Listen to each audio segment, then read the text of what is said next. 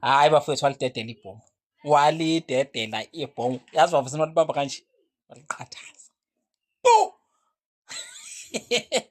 Bafethu lona uBrown Mokgotsi and lona ofikile Mpax Mbalula.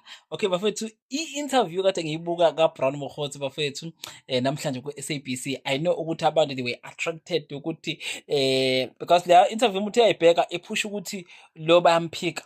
Ofikile Mbalula uthi uBrown Mokgotsi akayona imember yeka-ANC. uBrown Mokgotsi yena uthi hey mina ngiyimember bla bla bla bla.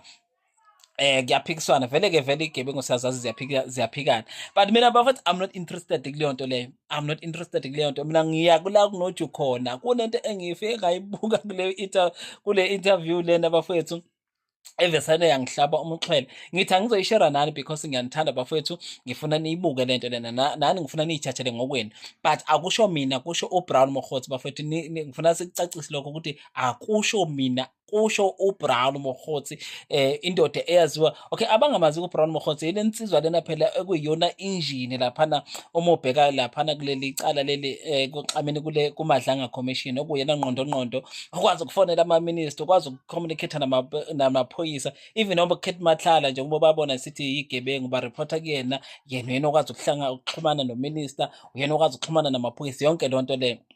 So umuntu kokhiye laphana. So now uthi-ke manje uMokgotsi njengoba lokhu bemphika nje-ke, anginandaba nokuthi bayaphikana, but mina engikuthandile, hhayi ukuthi engikuthandile, ekuyikona engifike ngacaphuna laphana akukhulumayo, uthi uBrown Mokgotsi ufikile Mpax the Mbalula, uthi he le ndoda lena iyabonakala ihambela nje iya abroad, ihamba nale nsizwa ebayibiza ngobani, abayibiza ngoMathibela. uMathibela samkhumbula ukuthi igama lakhe langempela igama likaMathibela okuvusa, owaziwa ngoKhekhe, okuyena owagwetshwa ecaleni lokubulala uWandile Bozwana. So uthi-ke ulentuza uBrown uthi ufikile wabonakala engathi kuyavela ukuthi wayenokuthi nje ayingcebelekele beye phesheya noMathibela. Right, okokuqala lokho. Okwesibili akushilo uthi before uBozwana abulawe 2 days or about 2 days back wayekade nofikile Mbalula.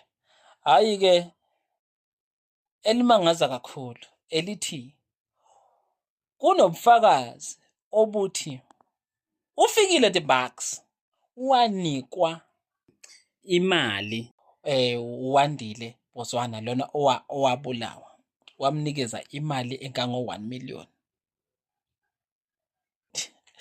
After that uthi leyo mali leyo akaze azayikhokhe kuze kube manje. 1 + 1 = 2. Angisho lutho-ke mina, bengisho nje into akade yisho uBrown Mokgotsi, indoda esiyilindele ukuthi ivele lapha ku-commercial, isho njalo, akusho mina. Hhayi no, yazi angenze njani, ngoba sengifakele video bafethu nimzwe nina ezisholo yena, ningazeseni lokuthi eyi le ndoda le ave inamanga. Okay, ake sibheke.